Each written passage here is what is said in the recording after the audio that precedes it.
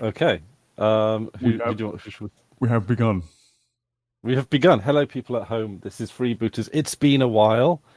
Um, I think that's about all I got to say. Quite a lot's happened, and I've got no notes or preparation, which I think isn't that one of the ethoses of the show?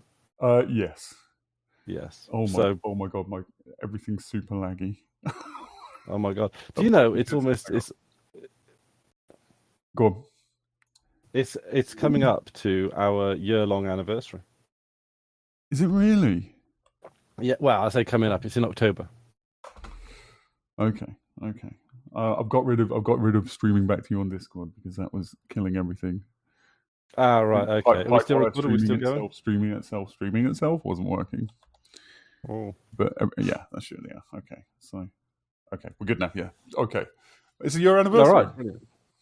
Our, as in like our Yeah, anniversary, Freebooters anniversary. that's kind of amazing. It does not. We I think, would not have guessed that. yeah, it's we started in about October, I think it was. I mean, I think this might actually be the first Freebooters of 2023, Oh yeah, definitely. Yeah, yeah. which is It's been a that while. I checked that the other day, and that kind of like blew my mind. It's like, wow, because it feels like, we'll do another one. It's been a while. It's been a while. It's been a while, and been a while's turned into what, like 10 months or something. Yeah. So, the 1 year anniversary was 2 months of freebooters and then a 10-month break. That's the schedule. Which is my fault. My mental health has fallen down a hole.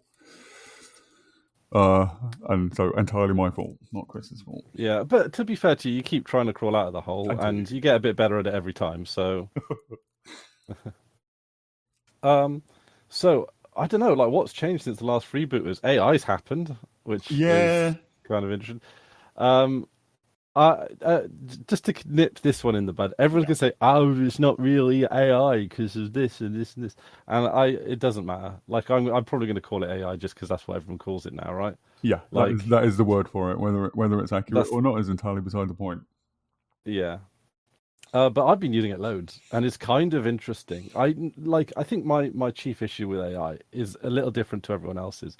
Everyone's always worried about the intellectual property, stealing stuff from artists, stealing all this like scraping huge amounts of data sets without permission and stuff like that. And that's obviously like a conversation to be had.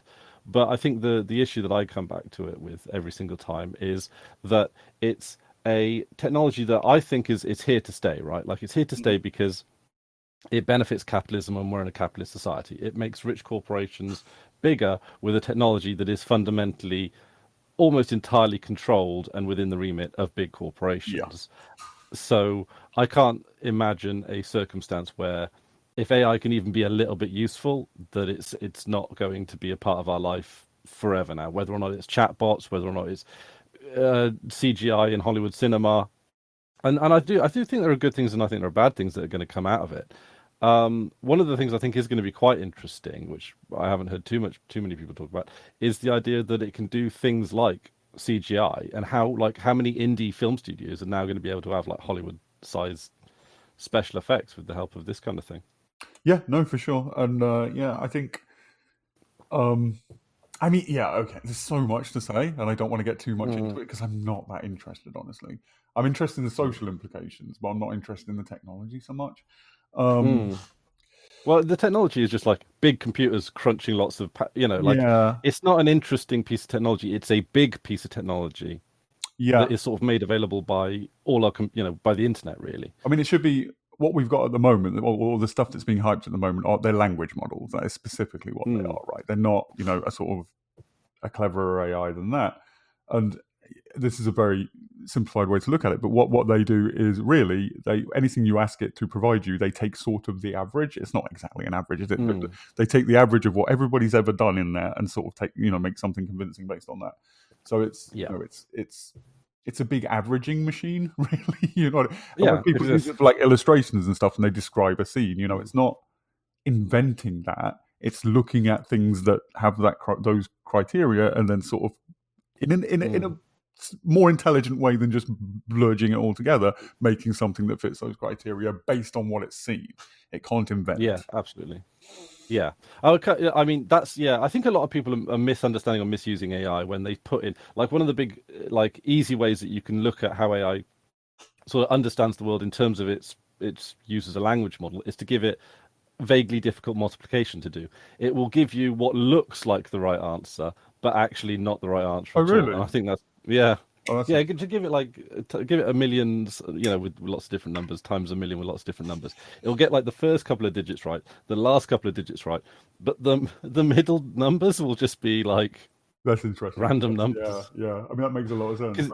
Yeah. Yeah, because it is the machine. Someone described it on Mastodon as mansplaining as a service, and I think that's kind of it. Yeah. It's like it tells you what you want to hear confidently and without hesitation, and it's like our mutual. I won't name them because but our mutual friend is doing like a computer science course, a starting level computer science course at college, and one of their assignments was to make a sort of go from room to room adventure-y game in Python. Just out of curiosity, like I gave that brief to ChatGPT to see what it would come up with, and it made a sort of RPG game where you go from room to room. Oh, wow. And the rooms it defined a few monsters that could appear in the rooms, and then it gave a random chance for each monster to appear in each room, but it actually given a 0 chance for any monster to appear in any room. So it made a game, but made it so that it was impossible for any monsters to ever appear. So it made a very boring game. How much is that? But it's kind of impressive and kind of dumb. That's AI. Yeah, that is AI. I think I asked it to do me a CSS file, and it came up with so many fields that just weren't necessary. It was just like it basically presented with me what it thought a CSS file was and thought that's what I wanted. Yeah. But in many ways, but there are ways in which I found it really useful in my help as a news reporter, right? Because obviously we work with language all the time. One of the best ways I've found it, right? So the big trick with ChatGPT in particular, the others I found to be not quite as good, is you've got to give it the information to process. You've got to almost give it everything, right? Never expect it to have any contextual data or anything like that. If you need to supply context, you just put like this is some stuff for context, and then you put it in, right?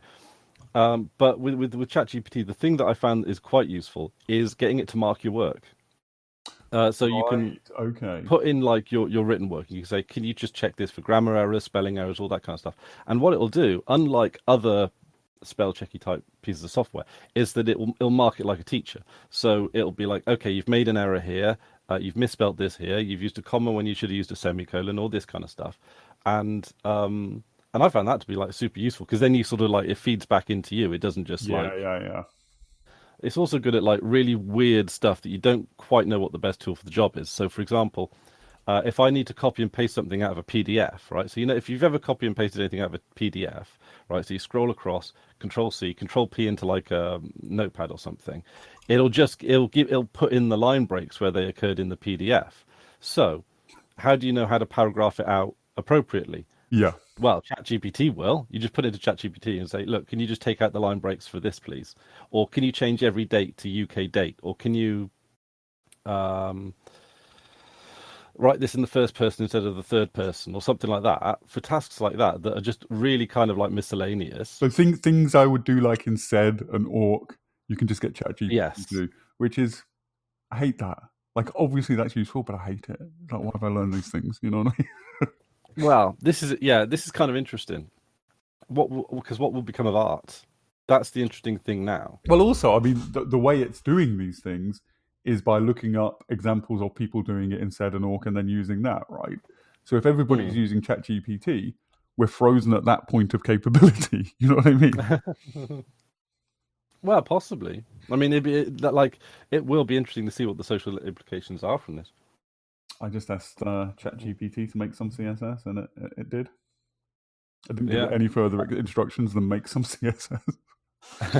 Does it? So does that mean does it mean that like people like me can now effectively code substantially at a higher skill than I would have been before ChatGPT? Does that mean that we are, and people have made this argument with things like spell check and everything else in between, is that something like this could be a crutch to make us lazy. Now, this is particularly interesting because going back to my point about it being technologies made by large corporations, fundamentally for large corporations, having us dependent on this technology is kind of like sitting in a very well placed out trap. That, you know, like society over a couple of decades will become incredibly dependent on your likes of ChatGPT. I think that's an argument that comes up a lot, and I think that's just being human. You know, we've had technology since, you know, the first time we picked up a rock, kind of thing. And as soon as a technology becomes useful, we become dependent on it. There's a thing. I think we regularly go a bit like kids today, but kids say, when I was a kid, and I couldn't do mental arithmetic because we had calculators, and my parents would always be, you're not always going to have a calculator. You know, you should learn mental arithmetic. You know, it's useful. Blah blah. And they were wrong. We do always have calculators. Yeah. But that's how I feel about my Zoomer friends who can't spell for shit. They just rely on spell checker, and I'm like, you should learn to spell. You can't rely on. You're not always going to have a spell. But they're always going to have a spell checker. Yeah, I mean, sometimes if you install like Firefox on a Mac or something, you got to install the library separately or whatever. Yeah, but that's about as far away as you ever get. Realistically, yeah. So I feel that strongly. You know, I feel spelling is a useful skill. You should learn it, but like practically, I'm wrong. You know. But what's interesting is that with things like spell checkers and rocks, is that you don't need a big corporation to sort of. They're somewhat independent from big corporations. Like a relatively small open source project can make a spell checker. They cannot make an AI. Yeah. And I think that that's where I think the distinction lies in, is whether it can be. So for the first time, we've got these. We've meandered into that previously, like when things like Microsoft Word became, you know, the way to use text on a computer. It's big corporations having control over the tools we use, right? But I think this is far more profound than that. Yes, and because it's every time we use it, we are depending on that corporation. Every time I could open up a very, very old computer. Like, I think George R.R. Martin, he writes Game of Thrones on a DOS machine with WordPerfect or something like that. Like, yes, it took a big corporation to make WordPerfect, I assume. But like, he can still use WordPerfect decades after it's become defunct. Yeah. So we wouldn't be able to do that with ChatGPT. ChatGPT relies on the sheer power. And it might also be the case that this technology might have a ceiling insofar as it takes so much processing power that how do we distribute that? Obviously, it being like a server client type of layout, like not everyone can have the type of a computer that can do AI crunching at home. But because of the nature of the internet, because we can all hook into bigger computers, so it kind of sets that sort of paradigm.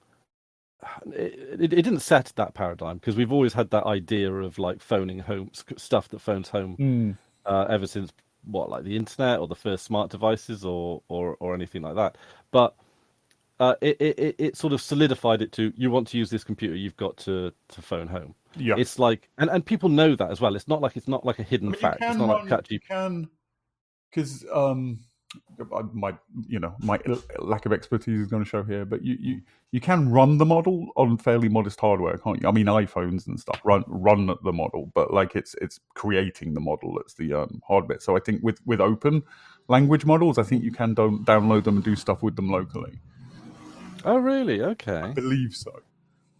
Oh, that's maybe a little bit more promising than. But it's still a model that, you know, the creation of the model. You know, it's not a thing that you can edit. You take the model and you apply it. You know, it's a black box. Yeah. Does it, and that black box in physical size, that can be like downloaded or used or taken offline, or do you still need to? Yeah, I don't know how big they are. I assume in the hundreds of megabytes realms, but I'm absolutely guessing. Yeah. Oh, hundreds of megabytes. I was thinking hundreds of terabytes or petabytes. Yeah, no, I don't think the. Yeah, this is where I don't know. I'm just gonna I'm gonna be talking shit if I try and I think the sort of the model that is outputted that is the thing you use in programs, I think is relatively small, but I might be wrong about that. The data set that is generated from is immense, obviously. Yeah. Well, the thing that I find a second while I go for a piss. Is that good? Yeah, sure. So one of the things in AI that I think is particularly interesting is if and you can try this one out yourself for free is Bing AI. Bing AI is the old DALL-E stuff. They've kind of like sort of supercharged it and made it better, and they've put it into so you can go into Bing. You have to sign up for like a Microsoft account if you don't already have one, and then you basically put in a description, and out comes 4 different images based around that description.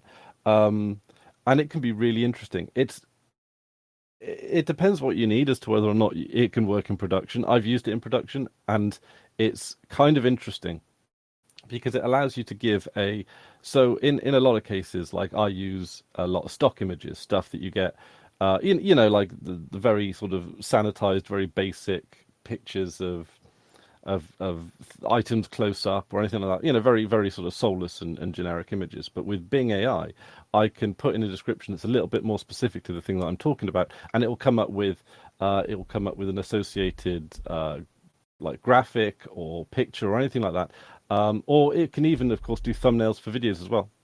Hi Drew, how much of that did you hear? All of it. Yep. Fantastic. Oh, you can still hear me. Yeah. Brilliant. But yeah, no, I definitely recommend giving Bing AI a go with it because it does the image of what ChatGPT can do, and we use them instead of stock photos, or not instead of like as an alternative to stock photos, because sometimes they get a bit wild. Sometimes they get a bit uncanny valley. Like you'll get like a picture, like a maybe even a graphic. If you're asking it to play with a graphic or something, you can have a graphic of a child celebrating their A-level results or something. You got a graphic of a kid holding their thing up in the air. But like there'll be some weird things in it that you don't notice at first that come through. Like they'll only have like one eye, or they'll have like 7 or 8 fingers on a hand or something like that. Like it gives you very closely what you want. I came across a website the other day that was it was a bunch of stock images for illustrating articles for whatever. And they were clearly all AI generated. It took me a while to notice, but I did. There's something odd about these images, and and then I was like, oh, these are all AI generated, and it was just people sort of sitting on park benches. It was a phone website. It was people sitting on benches or in cafes just using phones, and it was they were quite convincing. And it's going to impact like small time illustrators. Every magazine article has often there's a custom illustration at the top of the whatever, or stock photography. Like the people who provide that are just going to be broke. Yeah, it's going to absolutely change the jobs market in a way that I'm legitimately quite fearful of. I think, to be honest, because it is going to allow the de-skilling of a lot of jobs. So anything that like an illustrator or something would get paid, one would hope a substantial amount of cash for, it can be done by the work experience kid, or it can be done with. Just slightly to interject, like for anything a bit more like avant-garde, and because again, it can't invent. For like illustrators who have a very pronounced particular style, it can't do. I mean, it can copy them, but it can't, broadly speaking, do that.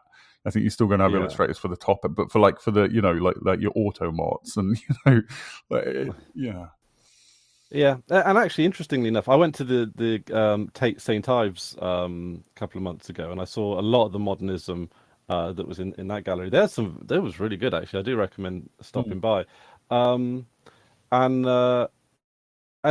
that's that. And also, there's a Newland Gallery. I think it's quite well known among art folks. But there was a exhibition by someone called Elizabeth Loveday, and it was watercolor, like realism, and each of the paintings. There was a collection of paintings, and they were done in watercolor, and they had like characteristics of all of the different towns in Cornwall, or like all the different sort of like at the far end of like around Land's End, Penzance, and all that kind of stuff. And they had like incredibly like characters like fishermen and people like that were done in a really kind of abstract but interesting way. Anyway, sorry, I'm getting off track. But I don't think you could ever really get an AI to do like modernism. Modernism's the one I'm thinking of, isn't it? Where it's a bit like abstract and representative, and Yeah, I mean, it can do it by copying Interesting. what's already out there, right? Well, this is it. Like, this probably requires a little bit more nuance than you can just write down, if you know Well, what I you can mean. say, I Like, mean, if you can give it a few art, like if you give me something in the style of somewhere between one Miro and Hands Up, or something like that, and it will probably do a good job of that. Do I mean Hands Up? possibly. Let's check. I don't know. Like, Yeah, I do mean art. sometimes when you ask it to do something of a something realistic or something, like it will throw in what look like modernist twists. That look like it could be like, so it could be like, which kind of are a bit uncanny valley, and I kind of actually like a little bit, where you've got what looks on the surface to be a very normal painting or a very normal picture, but there's just a few things in the background, like the woman with three arms, or Yeah, no, for the sure. Yeah. Did you see that? You see that beer commercial made by an AI? no. You should look that up. It is fucking unsettling. In fact, I'll thingy it. We can watch a little bit of it now. Oh, nice.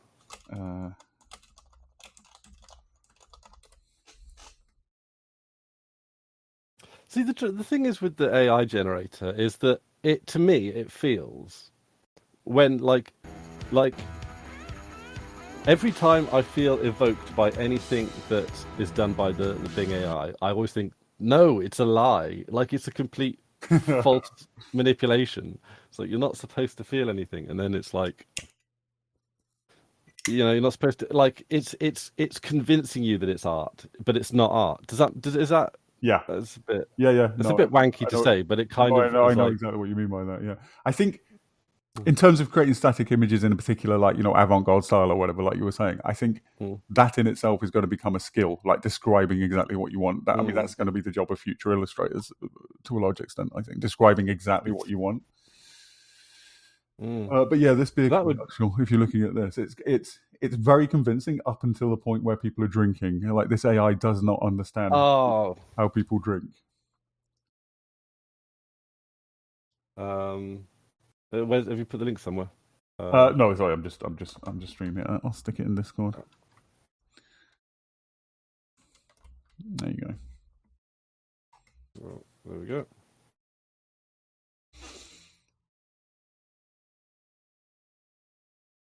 But just, yeah, like, it really nails the tone of a beer commercial. But then, yeah, the drinking is disturbing.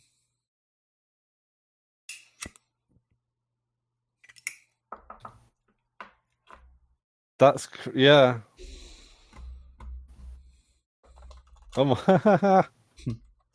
That's better than some of the ones I've seen. Yeah. Although some of them I just see them like eat. Oh no! Someone just ate the drink. It doesn't know if it's a can or a bottle. Yeah. Oh, and it can't do writing as well. Yeah, we tried, because sometimes, like when it comes to like crime stories and stuff like that, obviously there are many circumstances where we can't use a picture. So, and getting AI to not necessarily depict anything but represent something can also be rather difficult, because it does get a little bit protective of its like the sensibilities filter, if you know what I mean. Like it doesn't like doing things that are in any way close to being edgy or anything like that. Yeah.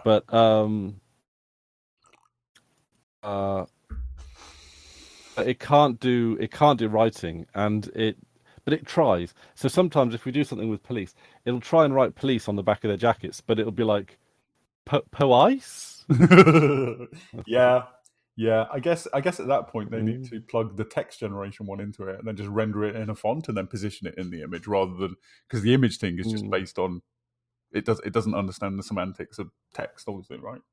Yeah. Like if you look at this AI generated beer commercial, the text that are on people's shirts, it's like an idea of what text is, or like, I don't know, I don't even want to say like a foreign language, but it's like 2 words. Yeah. It's what text looks like to a computer almost. Yeah, like I vaguely see like a letter E in a weird font, but It captures the spirit of the beer commercial, though. Yeah, no, it really does. It's very like a Bud Light kind of commercial. But and yet the I think all the cans and stuff are very Pepsi looking, which is interesting. Yeah. Yeah, actually, that is true. That is very Pepsi. Some are bottles, some are pint glasses. Yeah. Some of these weird, like in the shape of a bottle, but with the texture of a can. Yeah, yeah. And then the random fire, which I get, like a bit like beer commercials. I think it's a long time since I've seen ads like much, but like barbecues and stuff like that, right? I think that's what it's pulling. Yeah, the random fire is great. Oh man. Yeah. So yeah, it's all been kind of interesting. That kind of stuff though, it does make me think like we're just being like I think there is something profound that we can get out of this, like the idea of something that is pretending to be art but not actually art. It is AI generated art because it just seems like it's a calculation of sorts, unless you count the words that go into it as the art form. I think we've never had a good definition of what art is, really. So I think, yeah, that just adds. I don't think what is art is one of those things that's every generation is an open question that gets answered differently. So I think, yeah, I think that does add a sort of an interesting dimension to this, because sure. there is sometimes there can be a message there can be a raison d'etre, but like not if you're just like a 5-year-old going, I want a picture of a big fire engine. And it's like, well. So it's almost like, yeah, like it's computers fooling us into thinking something's art. Again, really, I think the best in with questions like this, I think the best way to look at it is a big averaging machine. Yeah. That is what we just saw. That is an average of beer commercials, right? The average beer commercial, yeah. And that's what you get if you no matter how specifically you describe things to it, you're getting the average of what you describe, kind of. Okay. The average Frenchman. What is the average Frenchman? Are we allowed to do that? Is that problematic? I want to see what the average. That's where it gets a bit dodgy. I did see it was actually a TikTok I saw the other day. Somebody made it render an autistic person. Oh. And it's all skinny, white men of a particular age, all sad. And that's it's ableist, it's racist, there's all kinds of but it's not. These could be French people again, because it's an averaging machine. It's not. It's holding up a mirror to our own prejudices. Exactly. Yeah. It's not being racist. It's representing our racism back to us. Yeah. That's our racism. Yeah. That's well. It's given me four white men. Yep. Yep. So they're all sad. They are. They're kind of French looking. I'll send it. Oh, this is French. Yeah. No, I'm not looking for this Bing thing. It's bing.com/images /create. I can put in. Yeah, I'll pop in the Frenchman into the chat there. Oh, I didn't know there was a free one of these. Oh yeah. It's Microsoft Bing have kind of supercharged this one. Yeah. But I suppose like they kind of look a bit French, but I was expecting more like, I don't know, stripy tops and berets and stuff like that. Okay, which we he's a famous person. I don't know, Chris Tarrant. No one in America is going to know who that is. In the style of he's a good artist. I'll do a Caravaggio first of all.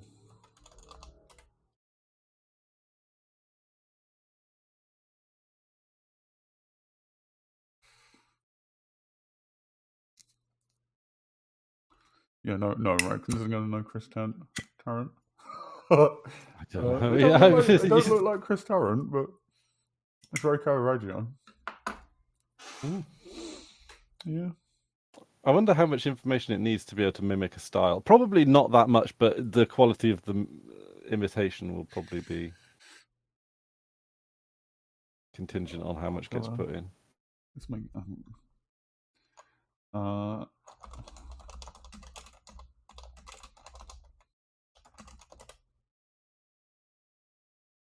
going to be playing with this.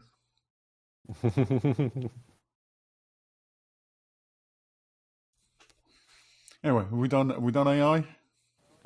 I think we're done with AI. I think I've said everything I need to say. I think there are some uses in it. I know that like people on Fediverse are like generally dead against it. I'd imagine partly because of the threat to like smaller artists, of which there are quite a lot on on Mastodon, but also I think like it is big technology. I mean, I'm avoiding it. I don't like it being in the hands of corporations. It is. I think it is being oversold. I think people, the general public, not really understanding how it works, allows them to oversell it. I think the thing we'll see it in behind the scenes stuff. Like I think when I think their real customers are going to be corporate. They're going to be it's going to be replacing chatbots instead of call centers. It'll probably I think it will end up taking jobs over time or de-skilling jobs. And I think that's sure. So I think it's definitely going to have an impact on whether or not it. And I definitely think it's here to stay in one form or another. It may disappear from our lives, like it may fade into the background and be part of other technologies. Well, no, I think you kind of imply like I've used it for summarizing things, and it's very good at stuff like that. I think I think there are uses, and it's very useful in certain uses. I've done it. I've used it to do up a D&D campaign. I've not actually used that campaign, but it's like it gives you flavor text and everything. So I think it would be interesting. I think it's going to change the game a lot.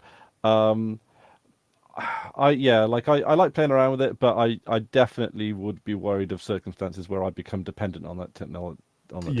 Yeah, that's when we've got to strive to open it up. Also, I mean, it's going to affect political economy. You know, we've either got to get UBI in place or rethink things entirely, right? Well, we're moving in that direction all the time. I think so. Yeah. There's going to be a breaking point. But I think people are like more open to that kind of thing than ever before. The more they see the world is changing faster than ever before. You know, it's like the time between we invented the axe to when we invented the bow and arrow was probably thousands of years. But now, like, we have paradigm changing technologies that seem to be invented every decade, if it's the smartphone or the internet itself, television, radio, air travel. Do you know, like, I the remarkable fact I heard the other day, right? Wasn't it like 60 years before from the time when man flown to man landed on moon? Really? Like it's like it's like so in someone's lifetime they saw the trajectory of human flight to the moon. Like we go from cars to moon. It's like that's insane. Yeah. So and it's getting faster. That's the thing. It may not be getting as audaciously impressive because, of course, we know the moon, the space race was really a Cold War consequence, I guess. My anxiety is kicking in. How would you feel about making this a single topic short one? And single topic short one. Okay. That's AI. Thanks. Thank you for joining us. For watching. Hopefully we'll be back on making these. Blah blah blah. Blah blah blah. Mwah.